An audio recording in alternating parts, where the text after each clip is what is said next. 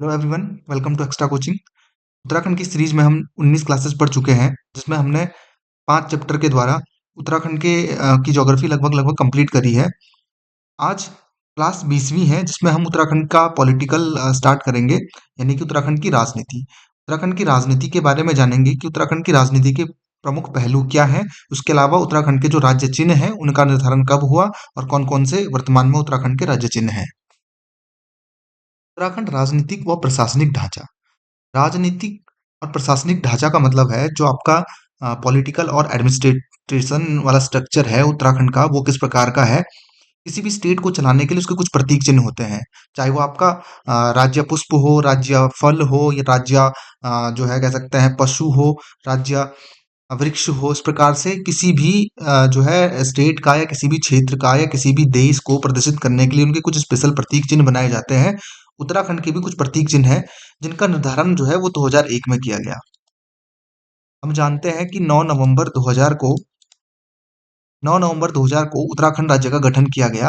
इसके पश्चात 1 जनवरी 2007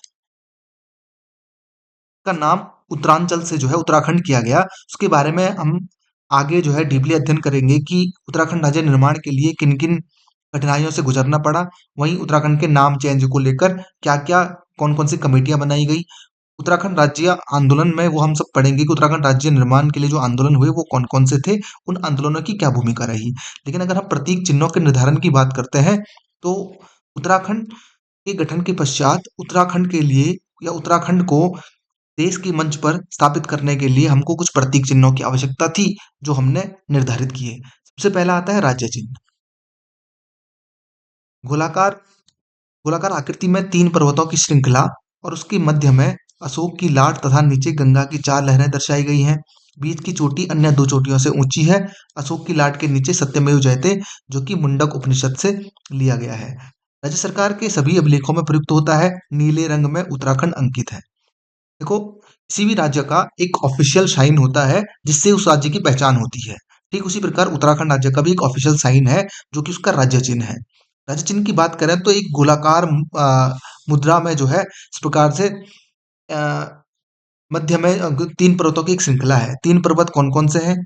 एक पर्वत इसको माना जाता है, एक पर्वत इसको माना जाता है, एक पर्वत इसको माना जाता है। तो 3 पर्वतों की एक श्रृंखला है, उसके बीच में अशोक की लाट है। अशोक की लाट अंकित है। अशोक की लाट के नीचे सत्यमेव जयते लिखा हुआ है।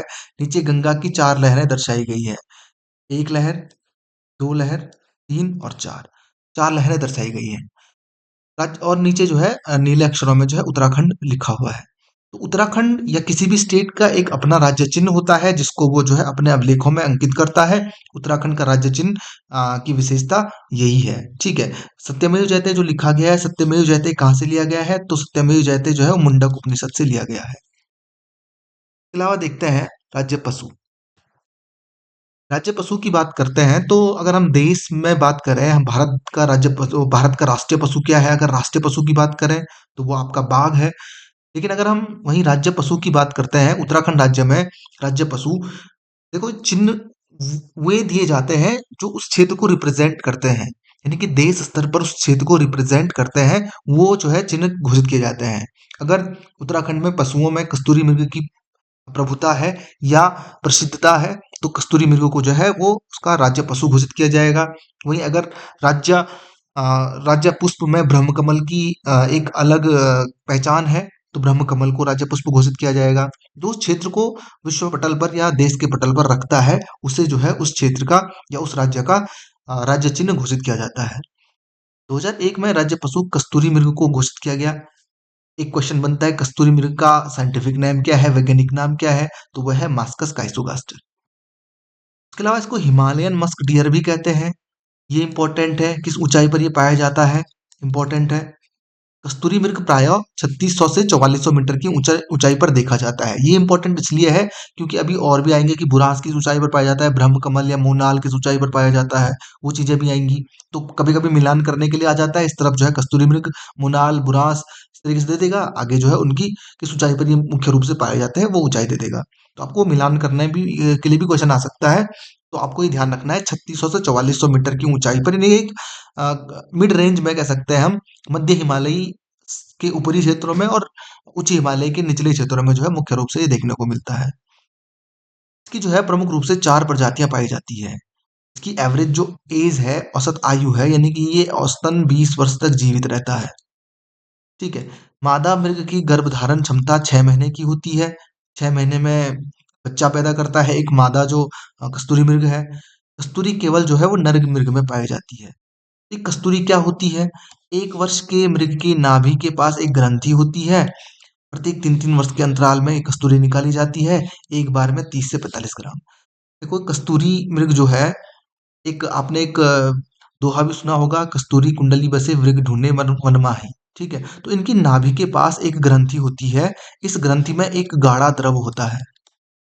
एक गाढ़ा द्रव होता है जो कि बहुत ज्यादा खुशबू खुशबू प्रदान करता है, जिसका प्रयोग भी जनरली दवाइयों के लिए या फिर अन्य किसी इत्र सामग्री के लिए जो है इसका प्रयोग किया जाता है। तो इसकी जो नाभि होती है, वहां पर जो है एक गाढ़ा द्रव होता है। वो द्रव आपका जो है कह सकते हैं कि नर मृग में मिलता है। केवल नर मृग में जो है वो द्रव पाया जाता है, जिसको कस्तूरी के नाम से जानते हैं। वैसे अगर देखा जाए, गवर्नमेंट भी इसका यूज करती है, लेकिन वो सेफली निकाला जाता है। वर्तमान में इसका शिकार किया जाता है। जो तस्कर होते हैं वो इसका शिकार करते हैं और फिर जो है कस्तूरी प्राप्त करते हैं। लेकिन गवर्नमेंट भी जब कस्तूरी प्राप्त करती है इनसे, तो 3-3 वर्ष के अंतराल में, यदि एक कस्तूरी मृग से कस्तूरी निकाल दी गई है, तो उसके 3 वर्ष बाद जो है उससे दोबारा कस्तूरी निकाली जाएगी और एक बार में मात्र 30 से 45 ग्राम कस्तूरी जो है वो इनसे प्राप्त की जाती है। ठीक है, क्वेश्चन बन सकता है कि कस्तूरी मृग से कस्तूरी कितने वर्षों के अंतराल में प्राप्त की जाती है? तो 3-3 वर्ष के अंतराल में। एक बार में कितनी कस्तूरी प्राप्त की जाती है? तो 30 से 45 ग्राम कस्तूरी एक बार में प्राप्त की जाती है। मार्केट में बहुत महंगी बिकती है, इसलिए नर मृगों का काफी शिकार हो रहा है। नर मृगों के शिकार होने से इनके लिंगानुपात में जो है वो काफी कमी आ रही है, जिससे कि इनकी संख्या समाप्त होने की कगार पर है। केवल कुछ ही बचे हुए हैं कस्तूरी मृग, क्योंकि इनको तस्कर जो है इनका शिकार करते हैं। अब नर मृग और मादा मृग को की जो है लिंगानुपात में डिफरेंस आ जाता है, जिससे जो है ये जो है धीरे धीरे इनकी जनसंख्या में धीरे धीरे कमी आ रही है। कस्तूरी क्यों निकाली जाती है? कस्तूरी मार्केट में बहुत महंगी बिकती है। दमा, मिर्गी, हृदय संबंधी रोग, टाइफाइड, निमोनिया, ब्रांकायूरिस, इन सभी रोगों में जो है कस्तूरी काम आती है। कस्तूरी से इन रोगों के लिए मेडिसिन बनाई जाती है। ठीक है, और तस्कर भी ये चीजें जानते हैं, इसलिए वो मार्केट में इनको ब्लैक में जो है वो काफी बेचते हैं। इसके लिए नर मृगों का काफी शिकार किया जाता है। कस्तूरी मृग का कुल कौन सा है? कभी कभी कुल भी पूछ लेता है कि कस्तूरी मृग किस कुल से संबंधित है, तो वह है अंगुलोटा कुल और मोशिडे परिवार। बहुत इंपॉर्टेंट है, वेरी इंपॉर्टेंट। नोट्स में आप नोट कर लीजिएगा इसको। क्वेश्चन सीधा पूछेगा, UK triple S C, UK PSC जो भी पूछेगा कि कस्तूरी मृग किस कुल से संबंधित है, तो वह अंगुलोटा कुल से। और किस परिवार का सदस्य है, तो वहां पर देखो क्वेश्चन इस तरीके से पूछेगा, कस्तूरी मृग किस परिवार का सदस्य है, तो वहां पर ऑप्शन होगा मोशिडे, अंगुलोटा। एक ऑप्शन नंबर ए मोशिडे, ऑप्शन नंबर बी अंगुलोटा। तो वहां पर कंफ्यूज मत करना, कुल अंगुलोटा है लेकिन मोशिडे परिवार का ये सदस्य है। कस्तूरी जो इसके नाभि में पाई जाती है, उसमें कौन सा रसायन होता है? तो होता है मिथाइल ट्राइक्लोरोपेंटाडेकेनॉल। ठीक है, मिथाइल ट्राइक्लोरोपेंटाडेकेनॉल, ये रसायन जो है उसमें पाया जाता है। अब जब इस रसायन को प्राप्त करने के लिए, कस्तूरी प्राप्त करने के लिए कस्तूरी मृगों का सर्वाधिक शिकार होने लगा, कस्तूरी मृगों की संख्या कम और यहाँ तक कि विलुप्त प्राय भी ये होने लगे, तो इनके संरक्षण के लिए गवर्नमेंट ने क्या क्या कदम उठाए वो देखते हैं। इनके संरक्षण के लिए सबसे पहले केदारनाथ वन्यजीव विहार की स्थापना की गई 1972 में। 957 यानी कि 957 किलोमीटर स्क्वायर में फैला हुआ ये वन्यजीव विहार है, चमोली और रुद्रप्रयाग में ये है। चमोली और रुद्रप्रयाग में फैला हुआ है। तो यहाँ पर कस्तूरी मृगों का संरक्षण किया जाता है। साथ में 1977 में बागेश्वर और पिथौरागढ़ में फैले हुए महरूड़ी कस्तूरी मृग अनुसंधान केंद्र का गठन किया गया। ये सभी केंद्रों की स्थापना, ये सभी वन्यजीवों की स्थापना, वन्यजीव विहारों की स्थापना कस्तूरी मृग के संरक्षण के लिए किया गया। साथ में चमोली के मंडल में काचुला खर्क कस्तूरी मृग प्रजनन केंद्र की स्थापना की गई 1982 में। उसके अलावा सबसे इंपॉर्टेंट है अस्कोट वन्यजीव अभ्यारण्य 1986 में पिथौरागढ़ में। इस अस्कोट वन्यजीव अभ्यारण्य में सर्वाधिक कस्तूरी मृग पाए जाते हैं। इनकी काउंटिंग हुई थी तो 67 के आसपास यहाँ पर कस्तूरी मृग पाए जाते हैं। तो इम्पोर्टेंट है, कस्तूरी मृग के संरक्षण के लिए सरकार ने क्या-क्या कदम उठाए हैं? तो सरकार ने सबसे पहले केदारनाथ वन्यजीव विहार की स्थापना की 1972 में। 957 किलोमीटर स्क्वायर में फैला हुआ यह वन्यजीव विहार चमोली और रुद्रप्रयाग में फैला हुआ है। उसके पश्चात बागेश्वर और पिथौरागढ़ के क्षेत्रों में पहरुड़ी कस्तूरी मृग अनुसंधान केंद्र की स्थापना की गई, जहाँ पर कस्तूरी मृग से संबंधित अनुसंधान किए जाते हैं, या कह सकते हैं रिसर्चेज की जाती हैं उनकी संख्या को बढ़ाने के लिए या उनकी प्रजनन क्षमता को बढ़ाने के लिए। कांचुला खर कस्तूरी मृग प्रजनन केंद्र, वहां पर जो है कस्तूरी मृगों के प्रजनन के लिए एक केंद्र की स्थापना की गई है। 1982 में ये केंद्र की स्थापना की गई। ये आपका मंडल चुप्ता मार्ग पर स्थित है।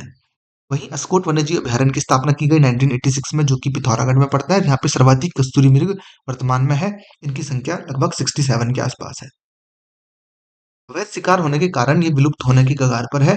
वर्तमान में केदारनाथ, फूलों की घाटी, उत्तरकाशी तथा पिथौरागढ़ जनपद के 2 से 5,000 मीटर की ऊंचाई पर स्थित जंगलों में ये पाए जाते हैं। ठीक है, तो इनका शिकार हो रहा है जिससे ये विलुप्त होने की कगार पर है। कुछ ही बचे हुए हैं। हालांकि इनके संरक्षण के लिए गवर्नमेंट द्वारा काफी कदम उठाए जा रहे हैं। उत्तराखंड के अलावा कश्मीर, हिमाचल प्रदेश तथा सिक्किम आदि राज्यों में भी कस्तूरी मृग पाए जाते हैं। ठीक है। कस्तूरी मृग की बात करें तो इनका रंग जो है वो भूरा है, जिस पर काले पीले धब्बे पाए जाते हैं। एक पैर में 4 खुर होते हैं इनके। नर मृग की पूंछ छोटी होती है और बाल रहित होती है। ऊंचाई लगभग 20 इंच के आसपास, वजन 10 से 20 किलोग्राम। इनकी घ्राण और श्रवण शक्ति, यानी कि सूंघने और सुनने की क्षमता बहुत तेज होती है, और यही इनको शिकारियों से बचाती है। प्रकृति ने सभी जानवरों को उनके बचने के लिए कुछ ना कुछ उनको दिए हुए हैं। इनमें आत्मरक्षा के लिए सींग नहीं होते हैं, इसलिए इनमें जो है 2 बड़े दाँत होते हैं। जैसे कि आप इसमें देख पा रहे होंगे जैसे कि आप इसमें देख पा रहे होंगे, इनमें आत्मरक्षा के लिए 2 बड़े दाँत होते हैं इस प्रकार से। इनमें सींग नहीं होते हैं, तो आत्मरक्षा के लिए इनमें 2 बड़े दाँत होते हैं। साथ में इनको अपनी सुरक्षा के लिए इनकी श्रवण शक्ति और इनकी सूंघने की शक्ति बहुत तेज है, जिससे ये आने वाले खतरे को दूर से ही सूंघ कर भाग जाते हैं। 2008 में जब इनकी गणना हुई थी, तो इनकी संख्या 279, जो कि 2005 में थी, से घटकर 276 हो गई थी। ठीक है, वर्तमान में अगर बात करें तो इससे भी कम इनकी संख्या है। अगला देखते हैं राज्य पुष्प ब्रह्मकमल। हिमालय क्षेत्र में 4800 से 6000 मीटर की ऊंचाई पर पाया जाता है। जैसे कि हमने देखा, राज्य पशु जो कस्तूरी मृग है वो 3600 से 4400 मीटर की ऊंचाई पर है, और 4800 से 6000 मीटर की ऊंचाई पर जो है आपका ब्रह्मकमल पाया जाता है। ये ऊंचाइयां याद रखना, 3600 से 4400 मीटर की ऊंचाई पर आपका कस्तूरी मृग पाया जाता है। 4800 से 6000 मीटर की ऊंचाई पर जो है वो आपका ब्रह्म कमल पाया जाता है। ब्रह्म कमल काफी ऊपरी क्षेत्रों में होता है, तो हिमालय क्षेत्र में 4800 से 6000 मीटर की ऊंचाई पर पाया जाता है। किस कुल का पौधा है? एस्टेरेसी कुल का पौधा है। कस्तूरी मृग किस कुल का था? तो अंगुलोटा कुल का था। इसका साइंटिफिक नेम क्या है? इसका साइंटिफिक नेम है सुसूरिया अबवेलिटा। सुसूरिया अबवेलिटा। वहीं कस्तूरी मृग का साइंटिफिक नेम आपका था आपका मास्कस गाइसोगास्टर। इनकी कुल प्रजातियां विश्व में इनकी 210 प्रजातियां हैं ब्रह्म कमल की। वहीं उत्तराखंड में 24 प्रजातियां हैं। कस्तूरी मृग की उत्तराखंड में 4 प्रजातियां थी। रिलेट करके पढ़ो, अच्छे से याद होगा। ब्रह्म कमल की उत्तराखंड में 24 प्रजातियां पाई जाती है। हिमालयी पुष्पों का सम्राट इसको कहा जाता है, क्योंकि सभी पुष्पों में की जो है सुगंध और इसका जो है, इसको देखने में जो है सबसे अच्छा दिखाई देता है, इसलिए इसको जो है हिमालय पुष्पों का सम्राट कहा जाता है, और दुर्गम क्षेत्रों में पाया जाता है। भगवान शिव का ये प्रिय पुष्प माना जाता है। इसका रंग बैंगनी है, हालांकि जो इसकी बाहर की जो पंखुड़ियां हैं वो सफेद रंग की है। अगर इसको हटा दिया जाए तो अंदर से बैंगनी रंग का पुष्प दिखाई देता है। ऊंचाई 70 से 80 सेंटीमीटर। खिलने का समय इंपॉर्टेंट है, ये वेरी इंपॉर्टेंट है। क्वेश्चन ये बन सकता है कि राज्य पुष्प ब्रह्म कमल के खिलने का समय क्या है? तो जुलाई से लेकर सितंबर के महीने में ये खिलता है। इसका स्थानीय नाम की बात करें तो कौल पदम के नाम से इसको जानते हैं स्थानीय लोगों। जहां पर ये होता है ना, वहां के स्थानीय लोग इसको ब्रह्म कमल ना कह के कौल पदम कहते हैं। तो कहाँ होता है? फूलों की घाटी में, केदारनाथ में, पिंडारी हिमनद, मिलम घाटी और रुद्रनाथ, इन जगहों पर ये पाया जाता है। केदारनाथ की पूजा में विशेष तौर पर जो है ब्रह्म कमल का यूज किया जाता है। वहीं रुद्रनाथ भगवान की पूजा में भी विशेष तौर पर जो है ब्रह्म कमल का यूज किया जाता है। केदारनाथ में जो पूजा होती है, केदारनाथ के ब्राह्मण नंगे पैर चलकर बासुकी ताल से ब्रह्म कमल को जो है लाते हैं। ब्रह्म कमल जो है वो बासुकी ताल प्रमुख रूप से जाना जाता है ब्रह्म कमल के लिए। केदारनाथ की पूजा के लिए जो ब्रह्म कमल प्रयोग होते हैं वो बासुकी ताल से ही लाए जाते हैं। जो ब्राह्मण होते हैं वो नंगे पांव जाकर बर्फीली चोटियों पर बासुकी ताल से जो है वो ब्रह्म कमल लाते हैं। ब्रह्म कमल की जड़ों का प्रयोग हड्डी उपचार में भी किया जाता है। महाभारत के वन पर्व में इसे सौगंधिक पुष्प कहा गया है, बहुत इंपॉर्टेंट है, वेरी इंपॉर्टेंट। महाभारत के वन पर्व में ब्रह्मकमल को किस नाम से संबोधित किया गया है, तो वह है सौगंधिक पुष्प। वहीं पुराणों में इसको पवित्र पुष्प कहा गया है। ब्रह्मकमल अर्धरात्रि में खिलता है, ऐसा कहा जाता है कि इसको खिलते हुए बहुत कम लोग देख पाते हैं। ये अर्धरात्रि में ही खिलता है, 12 बजे के आसपास। ये नंदा का प्रिय पुष्प कहा जाता है, साथ में भगवान शिव का भी इसको प्रिय पुष्प कहा जाता है। इसलिए जहां भी भगवान शिव की पूजा होती है वहां पर ब्रह्मकमल चढ़ाया जाता है, चाहे रुद्रनाथ हो, तुंगनाथ हो या आपका केदारनाथ हो। इसे नंदा का प्रिय पुष्प कहा जाता है। हिमाचल प्रदेश में इसको दूधा फूल, नेपाल में टोपागोला, कश्मीर में गलगल के नाम से इसको संबोधित किया जाता है। हालांकि ये पाया जाता है और भी क्षेत्रों में पाया जाता है, सिक्किम में भी ये देखने को मिलता है। इसके अलावा आपका जो है हिमाचल प्रदेश में इसको ब्रह्म कमलना का कहकर दूधा फूल कहते हैं, जबकि उत्तराखंड में भी इसको स्थानीय भाषा में कहा जाता है कौलपदम। नेपाल में टोपागोला, कश्मीर में गलगल। की 4 प्रजातियां हैं प्रमुख रूप से। जो अन्य प्रजातियां हैं उसमें पहला है सुसूरिया ग्रामिनिफोलिया, जिसको फेन कमल बोलते हैं, ये बैगनी रंग का होता है। वहीं सुसूरिया लंपा, सुसूरिया सिमेसोनिया, सुसूरिया ग्रासोफिपेरा, जिसको कस्तूरा कमल बोलते हैं। तो फेन कमल और कस्तूरा कमल इनमें से बैगनी रंग के होते हैं, बाकी जो दो होते हैं वो आपका सफेद रंग के होते हैं। तो इनकी अन्य प्रजातियां, ये 4 प्रजातियां हैं। क्वेश्चन बना हुआ था ये इस प्रकार से कि निम्न में से कौन सी एक प्रजाति ब्रह्मकमल की है? सुसूरिया ग्रामी निफोलिया, सुसूरिया लंपा, सुसूरिया सिमेसोनिया, सुसूरिया ग्रासोफिफेरा। क्वेश्चन इस तरीके से भी बन सकता है कि कस्तूरा कमल को किस नाम से जाना जाता है या फेन कमल को किस नाम से जाना जाता है। ऑप्शन दे देगा ये चारों के चारों, तो आपको वहां पे पहचानना पड़ेगा। अगला देखते हैं राज्य पक्षी मोनाल। संपूर्ण हिमालय क्षेत्र में 2500 से 5000 मीटर की ऊंचाई पर, देखो रिलेट करके पढ़ेंगे। सबसे पहले हमने कस्तूरी मृग पढ़ा था, वो पाया जाता था 3600 से 4400 मीटर की ऊंचाई पर। उसके बाद हमने देखा आपका जो हम इससे पहले पढ़ रहे थे पुष्प पुष्प जो है ब्रह्मकमल। ब्रह्मकमल जो पाया जाता है वो पाया जाता है 4800 से लेकर 6000 मीटर की ऊंचाई पर। वहीं अगर राज्य पक्षी मोनाल की बात करें तो मोनाल पाया जाता है 2500 से लेकर 5000 मीटर की ऊंचाई पर। तो रिपीट बार बार इसलिए कर रहा हूँ ताकि आपको याद हो जाए, और आपको जो है ये इंपॉर्टेंट है, इसलिए मैं बता रहा हूँ, रिपीट कर रहा हूँ, क्योंकि ये इंपॉर्टेंट है एग्जाम के पॉइंट ऑफ व्यू से। क्वेश्चन बन सकता है, बहुत बार बना भी है। इसका साइंटिफिक नेम क्या है? इसका साइंटिफिक नेम है लोपोफोरस इम्पीजेनस। लोपोफोरस इम्पीजेनस इंपॉर्टेंट है, बेसिक क्वेश्चन है लेकिन इंपॉर्टेंट है। इसकी कुल 4 प्रजातियां पाई जाती है। वो 4 प्रजातियां कौन कौन सी है? इपेलिस, स्केलेट्री, ल्यूरी और फोरियंस।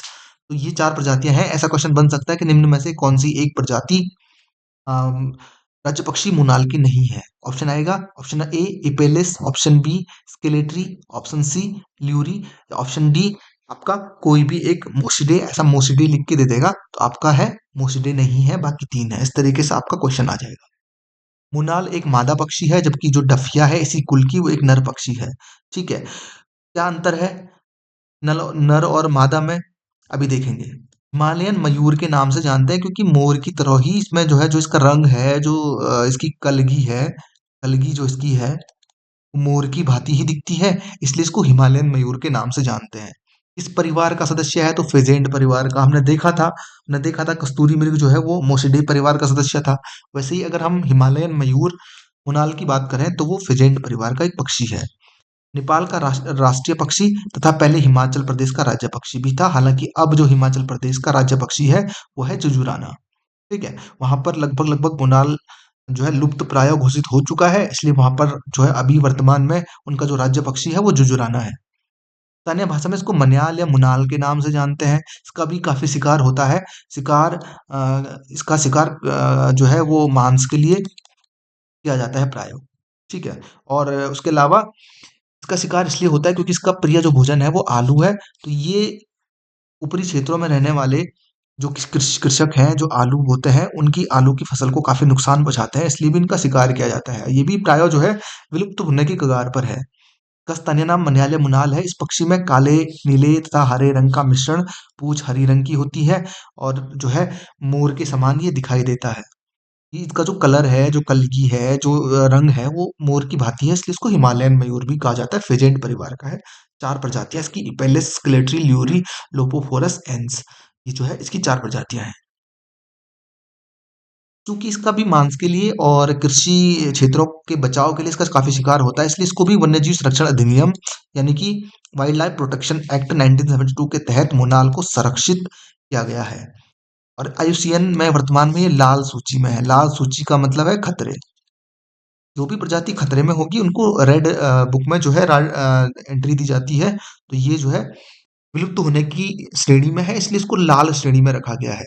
और फॉरेस्ट प्रोटेक्शन एक्ट या वाइल्ड लाइफ प्रोटेक्शन एक्ट 1972 के तहत इसको संरक्षित घोषित किया गया, यानी कि इसके शिकार पर जो है वो प्रतिबंध है। इसका शिकार नहीं किया जा सकता, गैर कानूनी है। ये पक्षी घोंसला नहीं बनाता है, प्रजनन वर्ष में 2 बार करते हैं, यानी कि 2 बार अंडे देते हैं। नर मोनाल के सिर पर कलगी होती है। मांस और खाल हेतु इनका शिकार होता है। कश्मीर में इसको सुनाल बोलते हैं, हिमाचल में नीले गुरु और नेपाल में डंगन के नाम से इसको जानते हैं। क्वेश्चन ये बन सकता है कि उत्तराखंड का राज्य पक्षी मोनाल को हिमाचल प्रदेश में किस नाम से संबोधित किया जाता है? ऐसा क्वेश्चन बन सकता है। अगला है राज्य वृक्ष, जो कि है बुरांस।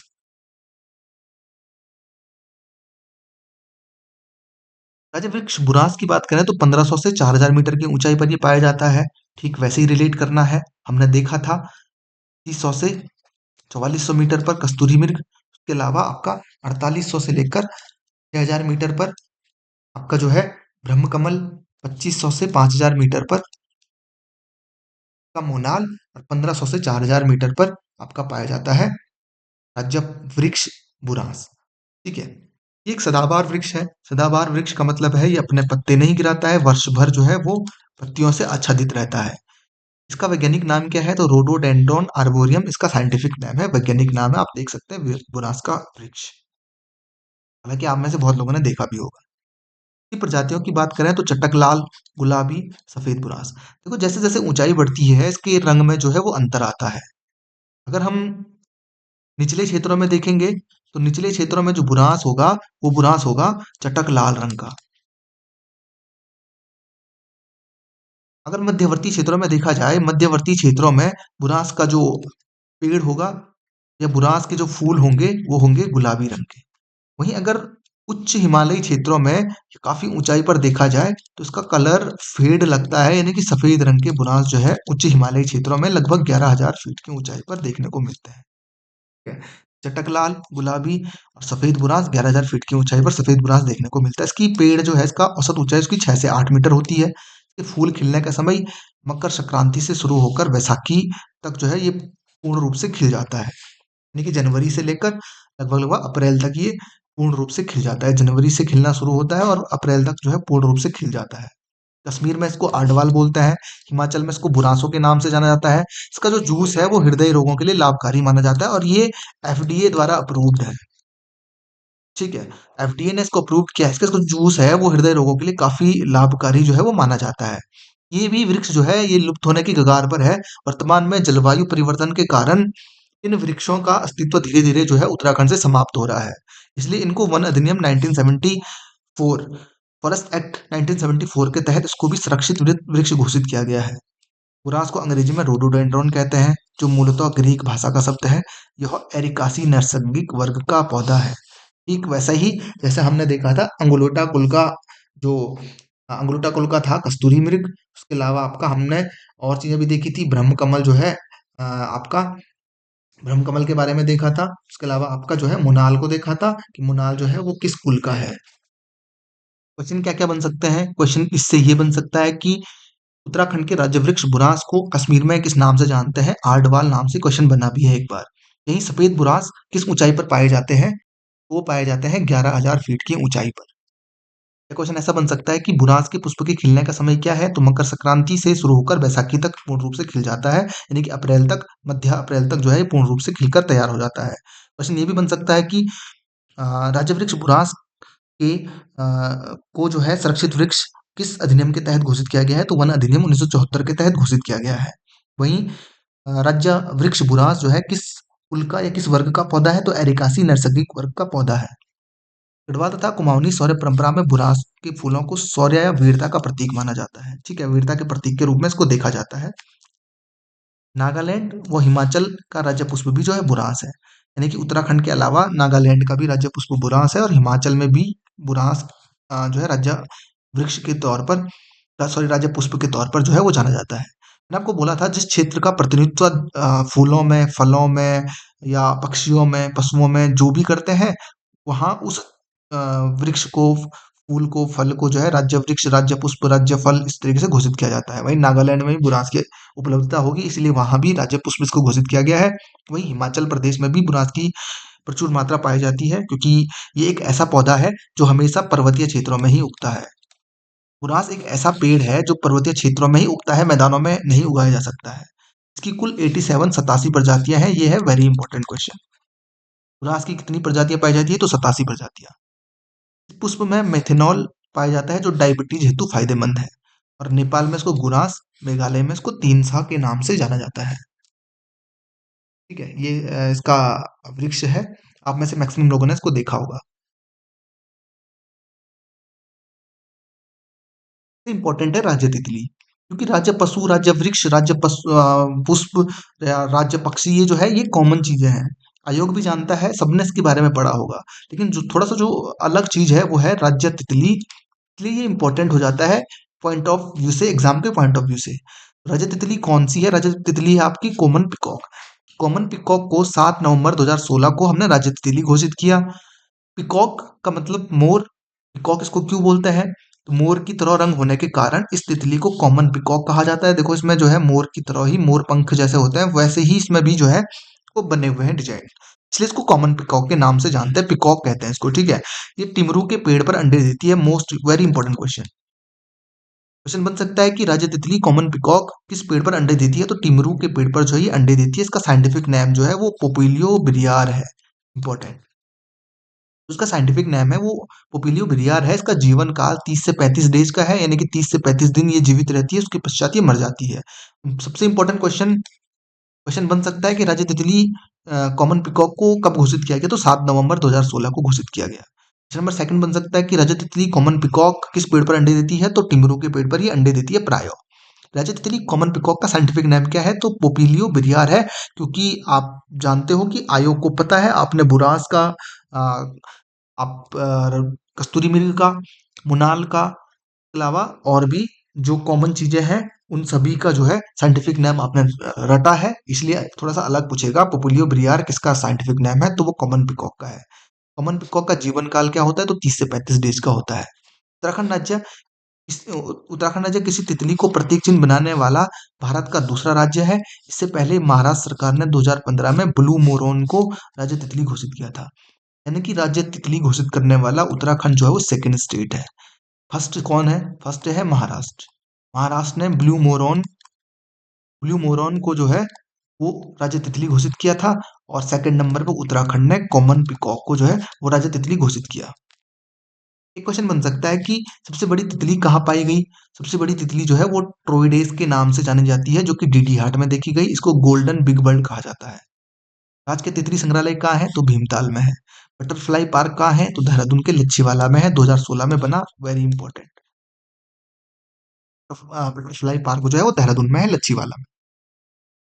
अगला राज्य का राज्य खेल क्या है? राज्य खेल फुटबॉल है। बहुत बार क्वेश्चन बना हुआ है कि फुटबॉल को राज्य खेल कब घोषित किया गया? तो 2011 में घोषित किया गया। इंपॉर्टेंट है। राजकीय वाद्य यंत्र क्या है? तो राजकीय वाद्य यंत्र जो है आपका ढोल है। इस कमेटी द्वारा ढोल को राजकीय वाद्य यंत्र घोषित किया गया? तो भंडारी कमेटी द्वारा। ढोल को राजकीय वाद्य यंत्र कब घोषित किया गया? तो 2015 में घोषित किया गया। ढोल सागर, इसमें ढोल बजाए जाने के, ढोल के सभी गुण हैं या ढोल को बजाए जाने के सभी तालों का उल्लेख है। 22 ताल जो होती हैं उन सभी का उल्लेख है। उसके रचयिता कौन है? उत्तम दास है। बहुत इंपॉर्टेंट क्वेश्चन है। साफ साफ क्वेश्चन बन सकता है कि ढोल सागर के रचयिता कौन है? तो उत्तम दास है। तो कितने ताल होते हैं? तो 22 ताल होते हैं। इस कमेटी के संबोधन पर जो है राजकीय वाद्य यंत्र ढोल को घोषित किया गया। तो भंडारी कमेटी कब घोषित किया गया? 2015 में। राज्य गीत क्या है? राज्य गीत देवभूमि मातृभूमि सत सत वंदन है। कब घोषित हुआ? 6 फरवरी 2016 को घोषित हुआ। Very important. इसकी अवधि क्या है? कितने मिनट के लिए गाया जाता है? आप सुन सकते हो, उसको यूट्यूब पर अवेलेबल है। इसके लेखक हेमंत बिष्ट है और संगीतकार नरेंद्र सिंह नेगी और अनुराधा निराला है, जो कि बहुत प्रसिद्ध सिंगर है उत्तराखंड के। राज्य गीत चयन समिति, यानी कि किस समिति ने इसको राज्य गीत चुना? तो वो है लक्ष्मण सिंह बटोही समिति। जो समिति के अध्यक्ष थे वो लक्ष्मण सिंह बटोही थे, और उस समिति ने जो है देवभूमि मातृभूमि सतसत वंदन को राज्य गीत घोषित किया 6 फरवरी 2016 को। इंपॉर्टेंट है, नोट कर लेना है मुख्य रूप से, आप इसको हाईलाइट भी कर सकते हो। राज्य मेला की बात करें तो डाडा मंडी में प्रतिवर्ष लगने वाले गिंदी कौतिक या गेंद मेले को 2019 में राज्य मेला घोषित किया गया, पौड़ी में लगता है। गिंदी मेला कहाँ लगता है? तो गिंदी मेला जो है गिंदी कौतिक के नाम से जाना जाता है, पौड़ी गढ़वाल में ये मनाया जाता है। पौड़ी गढ़वाल के डाडा मंडी में प्रतिवर्ष लगता है। यहाँ यहाँ जो है पांडव नृत्य होता है इसमें, और पांडव जो है वो गेंद खेलने का जो है वहां पे रिवाज है। और 2019 में इसे जो है राज्य मेला घोषित किया गया, करंट का ही है इसलिए इम्पोर्टेंट है। इस मेले में 7 खून माफ की प्रथा आज भी चली आ रही है। ठीक है, तो इम्पोर्टेंट है राज्य मेला गिंदी कौतिक। राज्य भाषा क्या है? राज्य भाषा हिंदी है। 2001 में हिंदी को राजकीय भाषा घोषित किया गया। हालांकि द्वितीय राजभाषा का दर्जा संस्कृत को, और ऐसा करने वाला उत्तराखंड प्रथम राज्य है। एकमात्र राज्य जिसने संस्कृत को द्वितीय राजभाषा का दर्जा दिया, या प्रथम राज्य जिसने संस्कृत को द्वितीय राजभाषा का दर्जा दिया, वो कौन है? तो दैट इज उत्तराखंड। लेकिन प्रथम राजभाषा कौन सी है? हिंदी ही है। वहां पे संस्कृत करके मत आ जाना कि राज्य भाषा कौन सी है, संस्कृत।